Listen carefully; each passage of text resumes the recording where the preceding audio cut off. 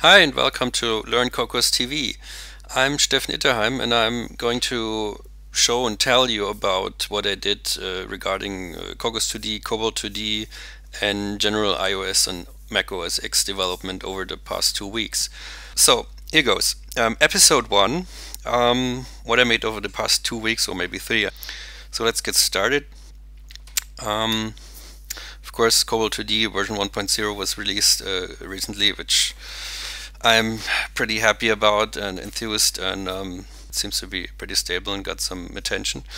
It includes Cocos2D iPhone extensions 0.2 and latest Kobold2D 0.6.3. I love version numbers. Kobold2D is also on GitHub now, and I know there are some people very enthusiastic about getting code from GitHub. Not everyone knows about the implications that this has to work off basically the most recently published source code, or essentially work in progress source code. So I made a relatively large disclaimer. I have a knack for writing too much, as you can see. But the gist of it is this list here. If you want to use Kobold2D from GitHub, be aware that you get some convenience features.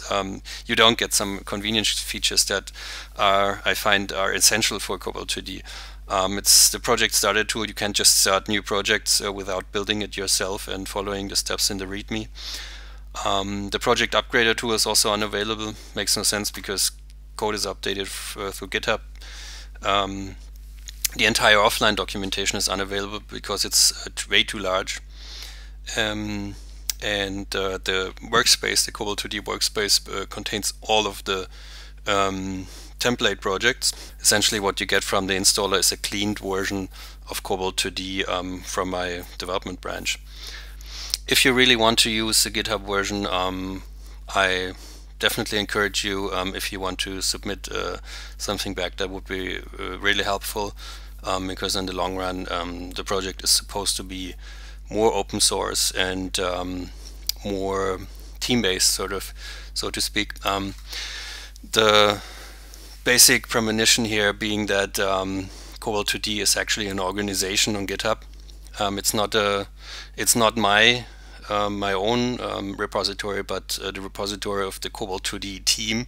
And if you want to be very serious about Kobold2D development, you can become an organization member, and that gives you all the rights to push and pull and commit and whatever. I'd like to run Kobold2D a bit differently, that it's a bit more democratic, let's put it this way. Also, Kobold2D has seen some first games released. This is one, it's called Chainboard. Change the... show you the quick video. I've lost a life. The developer made. The cool part here is a keyboard with sprite letters and nice animations. You can also later on see some circular animation mode. There's lots of animations in there. It's basically a simple puzzle game, and really well done. And another cool game, it's a website of the Chainboard game. This is Toddler Toss. It's another cool game. I can only show you the iTunes preview here, but I can also tell you that it was made by the developers who helped translate my book to Japanese. So it's like Cocos2D, iPhone and iPad, Steffen Itterheim, Cocos2D. So that's basically all that I understand from this book. So that's that. And finally, I should mention that we've recorded another podcast with Mohammed Asam. This time Rob Blackwood, the developer of the Chipmunk Space Manager, joined us. So have a look at cocos2dpodcast.wordpress.com. So coming to the next part is the Kobold2D server installation, or the server move. You may or may not know that Kobold2D.com runs on a software called Confluence. It's a commercial wiki system that I've come to love and it's actually not that expensive. For 10 users you get $10 per month. You can, well, get your own hosted instance. The problem here is I used to run Kobold2D.com on a hosted instance, but they terminated that service. The service cost I think $150 per month, and now they are going to on-demand, which is only $10 per month. Naturally, there are some features missing from, well, the hosted service that they used to run, and one of the big things is that you can't run your own domain name. So Kobold2D.com would have been gone if I hadn't set up my own server. That was basically the main feature that caused me to switch servers, and the other was you can no longer install custom plugins, which means since the site was heavily built around plugins like Theme Builder, would have reverted back to the basic view that you see here. This is a relatively basic Confluence wiki installation, and well, it's rather unspectacular. I'd like to have something a bit more fancy, a bit more state-of-the-art. So I went and got my own server.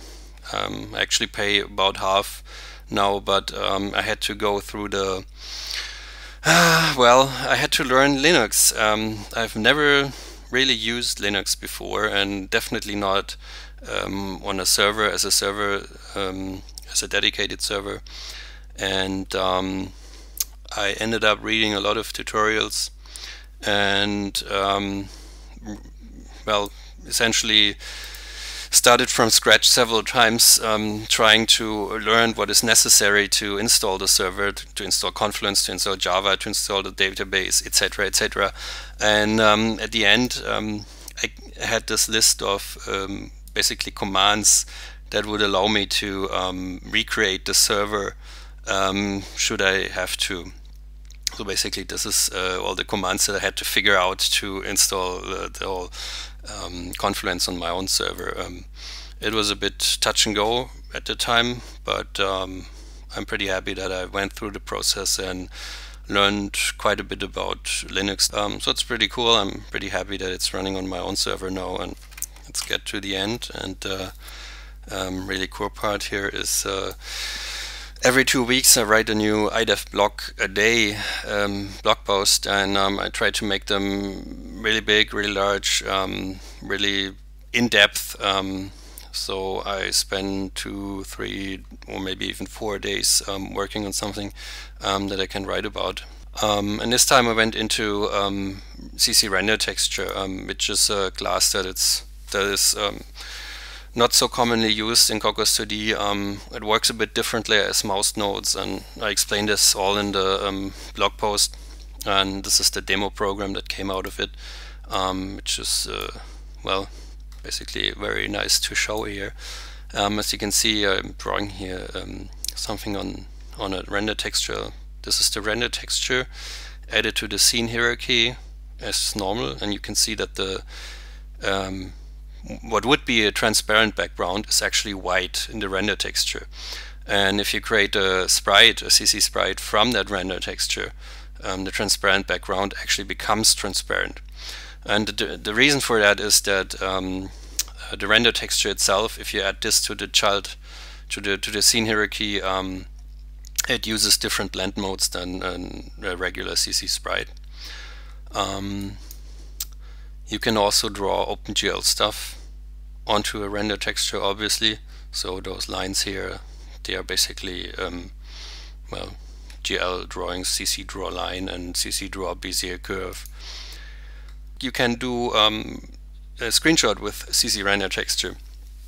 This is often asked by people, how do I make a screenshot? And I've seen code grabbing the frame buffer from OpenGL and things like that, and creating a UI image out of that and saving that as PNG, etc., etc.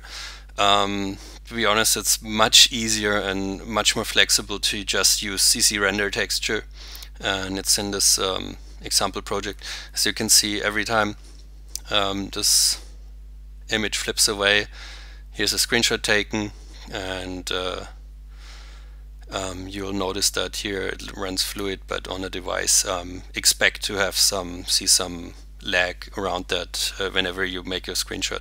Also, another cool effect is with render textures you can have motion blur, which you can, I hope you can see it. It's essentially the screen rendered 4 times in this case, and with varying opacity. Makes a really nice effect, but again, it's not necessarily real-time capable, at least not more than 4 passes. And this is what happens if you disable the clearing of the render buffer, and you can get some kaleidoscope effect. Well, maybe someone has some use for that. Another thing is, of course, sketching with the CCRenderTexture. How do you draw stuff on a render texture just by clicking your mouse? And this is what I did here. Essentially, as you drag around, you draw a very transparent icon of Kobold2D, and the longer you hold the button, the more opaque it becomes. And finally, there's also setPixel with CC Mutable Texture 2D. This is an add-on class that you also find in this project that has extra functions like setPixel with a specific color, and allows you to basically draw into your texture. However, I would strongly recommend to just use a render texture and use regular OpenGL commands, and you have CC draw point, for example, and just use OpenGL to render stuff onto the texture rather than using a mutable texture. So that use is rather limited, but well, nice to have anyway. So this concludes the project. This actually concludes the entire episode 1 of the LearnCocosTV show and tell. I hope you liked it. I'll be doing this every 2 weeks and just talk about what I did and maybe also what I learned. Well, I hope you're watching the next show. Until then, see ya.